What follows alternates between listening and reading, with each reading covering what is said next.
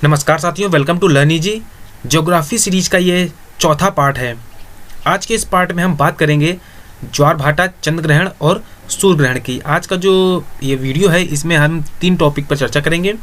पहला ज्वार भाटा, चंद्र ग्रहण और सूर्य ग्रहण, इनकी विस्तार चर्चा हम आज की इस वीडियो में करेंगे। तो सबसे पहले हम बात करते हैं ज्वार भाटा की कि आखिर ज्वार भाटा क्या होता है। तो इसकी जो डेफिनीशन है वो क्या होती है, जो इसकी मेन डेफिनीशन है वो ये है कि सूर्य एवं चंद्रमा, जो सूर्य और चंद्रमा हैं, उनकी जो आकर्षण शक्तियां हैं, इन शक्तियों के कारण जो महासागर का जल है वो ऊपर उठता है और नीचे जाता है। तो इसी प्रक्रिया को ज्वार भाटा कहा जाता है। जो सागरी जल है उसके ऊपर उठने और नीचे जाने की प्रक्रिया को ही ज्वार भाटा कहा जाता है। अब इसमें से जो ऊपर उठने की प्रक्रिया है उसको ज्वार तथा जो नीचे गिरने की प्रक्रिया है उसे भाटा कहा जाता है। तो ये थी इसकी डेफिनेशन। तो इसमें जो मेन जो वर्क है वो है सूर्य और चंद्रमा की आकर्षण शक्तियाँ। जो उनकी आकर्षण शक्तियाँ हैं उन्हीं के कारण जो जल ऊपर उठता और नीचे गिरता है वही प्रक्रिया हमारी ज्वार और भाटा कहलाती है। अब जो ये प्रक्रिया होती है, जो ज्वार भाटा की प्रक्रिया है, इस प्रक्रिया में जो तरंगें उत्पन्न होती हैं उन तरंगों को ज्वारीय तरंग कहा जाता है। जो इनसे तरंग उत्पन्न होती हैं उन तरंगों को क्या कहा जाता है, उन तरंगों को ज्वारीय तरंग कहा जाता है।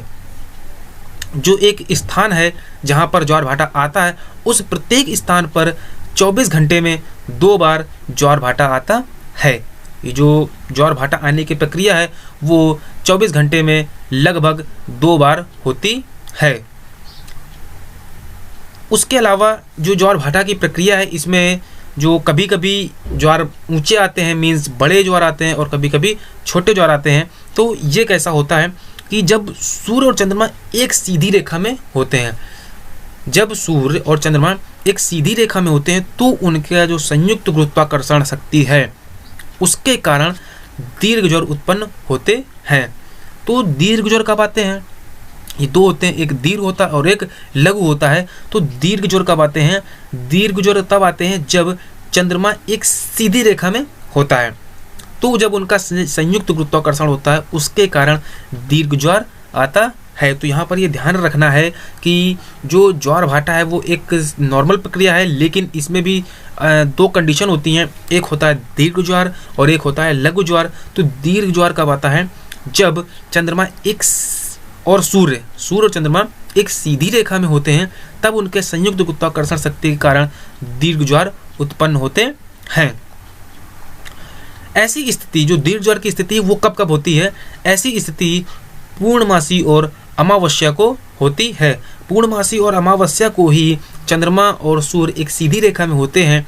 तो इस कंडीशन में, मीन्स पूर्णमासी और अमावस्या की कंडीशन में दीर्घ ज्वार आते हैं। उसके अलावा जो कंडीशन होती हैं उसमें सभी लघु ज्वार होते हैं। तो दीर्घ ज्वार कब कब आ सकते हैं, किस किस दिन आ सकते हैं? तो जो दीर्घ ज्वार हैं वो पूर्णमासी और अमावस्या के दिन आते हैं। ये जो स्थिति है दीर्घ ज्वार की वो पूर्णमासी और अमावस्या को उत्पन्न होती है। तो जो छोटे छोटे टॉपिक हैं इनको ध्यान रखना बहुत जरूरी है, क्योंकि क्वेश्चन यहीं से आते हैं कि जो इनमें तरंगें उत्पन्न होती हैं उनको क्या कहते हैं, और कब दीर्घ ज्वार आता है, कब लघु ज्वार आता है। तो पूर्णमासी और अमावस्या को दीर्घ ज्वार आते हैं, उसके अलावा जो आएंगे तो वो लघु ज्वार ही होंगे। उसके अलावा जो एक ज्वार से दूसरे ज्वार के आने का जो समय होता है वो जो एग्जैक्ट टाइम है वो होता है 24 घंटे 52 मिनट। जो ज्वार भाटा है वो 24 घंटे 52 मिनट में 2 बार आता है। और ये जो कंडीशन है ये पृथ्वी और जो चंद्रमा की जो गतियां हैं उनमें जो अंतर है, इस वजह से ये 24 घंटे ना होकर के 24 घंटे 52 मिनट जो एग्जैक्ट टाइम है इसका वो 24 घंटे 52 मिनट है। 24 घंटे 52 मिनट में जो है ये 2 बार अपनी प्रक्रिया को दोहराते हैं। जो ज्वार भाटा की प्रक्रिया है वो 24 घंटे 52 मिनट में 2 बार आती है। अब जो ये प्रक्रिया होती है इसमें सूर्य और चंद्रमा की जो शक्तियाँ, आकर्षण शक्तियाँ हैं, इसमें जो ज़्यादा प्रभाव होता है वो चंद्रमा की आकर्षण शक्ति का होता है, क्योंकि चंद्रमा जो है वो पृथ्वी से काफ़ी नज़दीक है। तो जो इसका आकर्षण शक्ति है उसका प्रभाव ज्वार उत्पन्न करने में सबसे अधिक होता है। तो यहाँ पर वैसे तो दोनों का प्रभाव है सूर्य और चंद्रमा दोनों का है, लेकिन जो ज़्यादा प्रभाव है वो यहाँ पर चंद्रमा का होता है। चंद्रमा का प्रभाव यहाँ पर ज़्यादा होता है। अब वैसे जो कंडीशन होती है उसमें 24 घंटे में 2 बार ज्वार भाटा आता है, लेकिन जो इंग्लैंड का दक्षिणी तट पर साउथहैम्पटन है, इंग्लैंड के जो दक्षिणी तट है वहाँ पर एक स्थान है साउथहैम्पटन, वहाँ पर प्रतिदिन 4 बार ज्वार आता है। ऐसा क्यों होता है? क्योंकि जो साउथहैम्पटन है वो 2 सागरों से जुड़ा हुआ है, एक तो ये इंग्लिश चैनल और दूसरा उत्तरी सागर। तो जो साउथहैम्पटन है वो 2 सागरों का मिलन स्थल है, इस वजह से यहाँ पर जो 2 बार ज्वार आता है जो कि नॉर्मल है वो एक इंग्लिश चैनल से आता है, और जो 2 बार ज्वार आता है वो उत्तरी सागर से होकर आता है। तो इस प्रकार से जो कंडीशन बनती है वो ये हो जाती है कि जो साउथहैम्पटन है वहाँ पर जो ज्वार आता है वो 4 बार आता है। और ये कहाँ कहाँ से आता है? ये 2 बार इंग्लिश चैनल से आता है और 2 बार उत्तरी सागर से होकर आता है। तो ये जो थी ये ज्वार भाटा के कुछ जानकारी थी, और जो क्वेश्चन बनेंगे वो मोस्टली यहीं से बनते हैं कि कब दीर्घ ज्वार, कब लघु ज्वार, और कहाँ पर 4 बार ज्वार आता है और कहाँ कहाँ से आता है। तो ये कुछ इसमें इम्पोर्टेंट जानकारी थी। तो जो ज्वार भाटा के बारे में जानकारी थी वो ये थी। अब बात करते हैं हम चंद्र ग्रहण की, कि चंद्र ग्रहण कब होता है और इसकी क्या कंडीशन होती है। तो इसकी जो सबसे सिंपल कंडीशन है वो ये है कि जो चंद्र ग्रहण होता है, चंद्र ग्रहण जो होता है इसमें पृथ्वी जो है वो बीच में आती है। आपको ध्यान कैसे रखना है, जो चंद्र ग्रहण की कंडीशन होती है इसमें क्या होता है, जो पृथ्वी है वो सूर्य और चंद्रमा के बीच में आ जाती है। तो जो पृथ्वी की छाया है वो चंद्रमा पर पड़ने लगती है। यहाँ पर जो देख रहे हैं ये जो चंद्रमा है इस पे ये ब्लैक ब्लैक स्पॉट्स नज़र आ रहे हैं, ये पृथ्वी की छाया है। तो ये छाया तब पड़ेगी पृथ्वी की जब पृथ्वी बीच में होगी। तो चंद्र ग्रहण का सीधा संबंध है कि चंद्रमा पर छाया का पड़ना।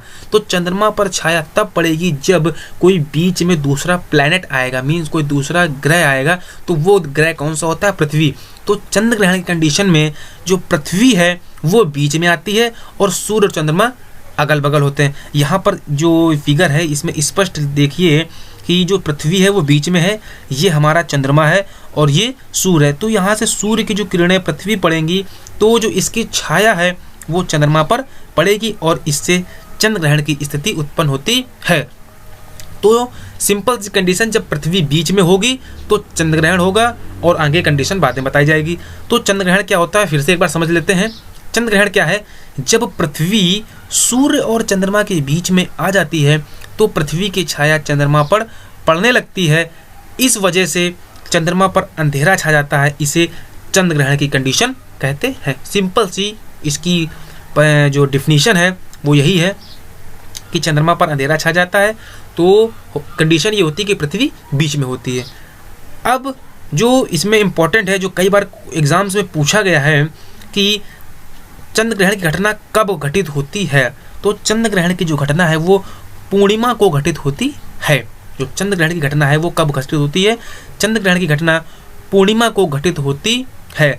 तो चंद्र ग्रहण की ये कंडीशन थी और सिंपल सी इसकी एक डिफिनीशन और उसकी जो घटित होने का समय है कब घटित होती है। तो ये घटना जो है वो पूर्णिमा की होती है, लेकिन प्रत्येक पूर्णिमा को ये घटना हो ऐसा निश्चित नहीं है। आगे बात करते हैं सूर्य ग्रहण की। सूर्य ग्रहण कब होता है? तो सूर्य ग्रहण में क्या है, जब चंद्रमा पृथ्वी और सूर्य के बीच में आ जाता है। इस कंडीशन में, सूर्य ग्रहण की कंडीशन में जो चंद्रमा है वो बीच में आ जाता है। जब चंद्रमा पृथ्वी और सूर्य के बीच आ जाता है और उसकी छाया पृथ्वी पर पड़ती है तो सूर्य ग्रहण की घटना होती है। इसमें क्या है, इसमें जो घटना जो इसकी छाया पड़ेगी वो पृथ्वी पर पड़ेगी और यहाँ पर जो चंद्रमा है वो बीच में होगा। तो बस ये ध्यान रखना है कि कौन सा जो प्लैनेट है या वो कृत्रिम उपग्रह है वो बीच में आ रहा है।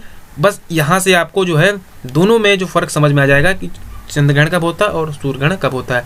चंद्र ग्रहण में पृथ्वी बीच में होगी और सूर्य ग्रहण में चंद्रमा बीच में होगा। तो सूर्य ग्रहण की कंडीशन में चंद्रमा जो है वो पृथ्वी और सूर्य के बीच में आ जाता है और उसकी छाया पृथ्वी पर पड़ती है तो सूर्य ग्रहण की घटना घटित होती है। यहाँ पर इस फिगर से समझाया गया है कि ये सूर्य है और ये आपका चंद्रमा है और ये पृथ्वी। जब सूर्य की रोशनी चंद्रमा पर पड़ती है तो इसकी जो छाया है वो पृथ्वी पर पड़ती है और ये इसका जो पृथ्वी है उसका छोटे से भाग को कवर करती है, जैसा कि यहाँ पर दिखाया गया है। तो इस कंडीशन में देखिए कि जो चंद्रमा है उसकी छाया पृथ्वी पर पड़ रही है यहाँ पर, तो चंद्रमा बीच में, इस वजह से इसकी छाया पृथ्वी पर पड़ रही है और इस घटना को ही सूर्य ग्रहण घटना कहा जाता है। जो सूर्य ग्रहण है इसकी घटना अमावस्या को होती है, लेकिन प्रत्येक अमावस्या को नहीं होती। ऐसा एक कंडीशन नहीं है कि प्रत्येक अमावस्या को सूर्य ग्रहण की घटना घटित हो। तो ये बेसिक जो इन्फॉर्मेशन थी सूर्य ग्रहण और चंद्र ग्रहण के बारे में। तो जो चंद्र ग्रहण की घटना है वो पूर्णमासी को होती है, लेकिन ये जरूरी नहीं है कि सभी पूर्णमासी को हो, और जो सूर्य ग्रहण की घटना है वो प्रत्येक अमावस्या को होती है, लेकिन ये जरूरी नहीं है कि प्रत्येक अमावस्या को हो। तो ये इन्फॉर्मेशन थी ज्वारभाटा, चंद्र ग्रहण और सूर्य ग्रहण के बारे में। तो आज के इस वीडियो में सिर्फ इतना ही। अगर आपको ये वीडियो अच्छा लगे तो इसे लाइक ज़रूर कीजिएगा, और अगर आपने अभी तक हमारे चैनल को सब्सक्राइब नहीं किया है तो इसे ज़रूर सब्सक्राइब करें, जिससे जो इसके नेक्स्ट पार्ट आएंगे तो उसकी जानकारी आपको इसके पहले मिल जाएगी। उसके अलावा फेसबुक पर आप हमसे लर्न ईजी ग्रुप, जो फेसबुक पर हमारा एक लर्न ईजी नाम का ग्रुप और पेज है, उसके जो डिस्क्रिप्शन, इसका जो हमारा इस वीडियो का डिस्क्रिप्शन है उसमें इसका लिंक दिया हुआ है, वहाँ से आप हमसे जुड़ सकते हैं। तो वीडियो देखने के लिए आपका बहुत बहुत धन्यवाद, और वीडियो देख करके अगर आपको अच्छा लगे तो उसे लाइक ज़रूर कीजिएगा।